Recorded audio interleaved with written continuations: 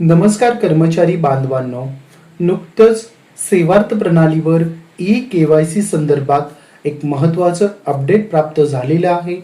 काय आहे हे अपडेट आजच्या या व्हिडिओमध्ये आपण जाणून घेणार आहोत.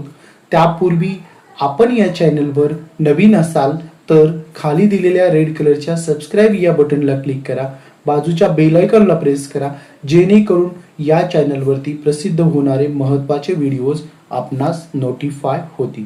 चला तर मग जाणून घेऊया सेवार्थ प्रणालीवरती महाराष्ट्र राज्यातील शासकीय कर्मचाऱ्यांसाठी कोणते अपडेट प्राप्त झालेले आहे. त्यासाठी आपणास काय करायचे आहे, गुगल या सर्च इंजिनला सेवार्थ असे सर्च करा. सेवार्थ सर्च केल्याबरोबर जी पहिली ऑफिशियल वेबसाईट आपल्याला दिसत आहे, या ठिकाणी आपल्याला sevarth.mahakosh.gov.in या संकेतस्थळाला क्लिक करायचं आहे. क्लिक केल्याबरोबर आपण पाहू शकता या ठिकाणी आपल्याला एक ब्लिंक होत असताना एक लाईन दिसत आहे, जी की नो युअर एम्प्लॉई डिटेल्स असं आपल्याला या ठिकाणी एक न्यू पॉपअप लिंक दिसत आहे. या लिंकला क्लिक करून आपण आपली KYC ची संबंधित असलेली सर्व माहिती जाणून घ्यायची आहे.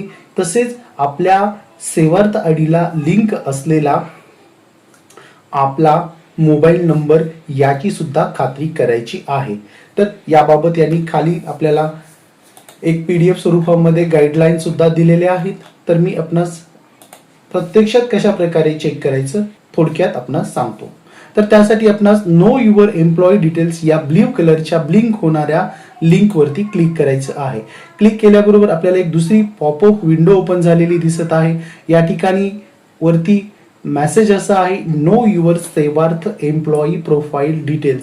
म्हणजेच आपल्याला आपल्या सेवार्थ एम्प्लॉई प्रोफाईलचे सर्व डिटेल्स या ठिकाणी पाहता येणार आहेत. तर आपणास काय करायचं आहे, फक्त आपला सेवार्थ आयडी आणि आपला डेट ऑफ बर्थ म्हणजेच आपली जन्मतारीख या ठिकाणी DDMMYYY या फॉर्मॅटमध्ये आपल्याला एंटर करायची आहे. सेवार्थ आयडी म्हणजे काय असतो तो आपल्या सर्वांना जवळपास माहीतच आहे. सेवार्थ आयडी हा आपल्या विभागाच्या पहिल्या 3 अद्याक्षराचं कॉम्बिनेशन असतं. जसे की माझ्यासाठी मी रेव्हेन्यू डिपार्टमेंटमध्ये आहे, त्यामुळे माझा रेव्हेन्यू REV असं असेल. दुसऱ्या डिपार्टमेंटसाठी त्यांच्या डिपार्टमेंटच्या पहिल्या 3 अद्याक्षर, त्यानंतर कर्मचाऱ्याच्या नावाचे 3 अद्याक्षर, त्यानंतर डेट ऑफ बर्थ आणि मेल असेल तर M आणि फिमेल असेल तर F या पद्धतीने कॉम्बिनेशन करून सेवार्थ आयडी जनरेट केलेला असतो. तो आपल्या सर्वांना माहीतच आहे, अवगत आहे.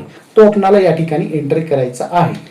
हे बघा, आपण सेवार्थ आयडी आणि डेट ऑफ बर्थ एंटर करून झाल्यानंतर आपल्याला आपला जो मोबाईल नंबर लिंक आहे सेवार्थ आयडीशी, तो मोबाईल नंबर दिसतो. या ठिकाणी आपले सुरुवातीचे 6 अंक हे मास्क केलेले असतील, शेवटचे 4 अंक आपणास दिसत आहेत.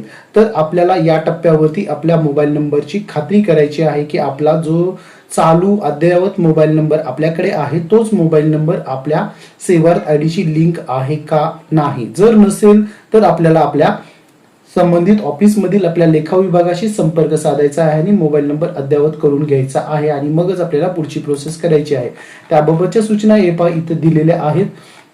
आपण पाहू शकता इथे सांगितलेलं आहे की जर आपला मोबाईल नंबर हा या ठिकाणी भरलेला सेवार्थ आयडीशी लिंक असलेला मोबाईल नंबर जर आपला नसेल तर आपल्याला त्या मोबाईलला आपल्याला बदलण्यासाठी आपल्या संबंधित ऑफिसमध्ये आपल्याला जायचं आहे. जर आपला मोबाईल क्रमांक चुकीचा असेल किंवा स्क्रीनवर एरर मेसेज येत असेल तर त्वरित आपल्या DDO कार्यालयाशी संपर्क साधून मोबाईल क्रमांक दुरुस्त आणि व्हेरीफाय करून घ्यावा.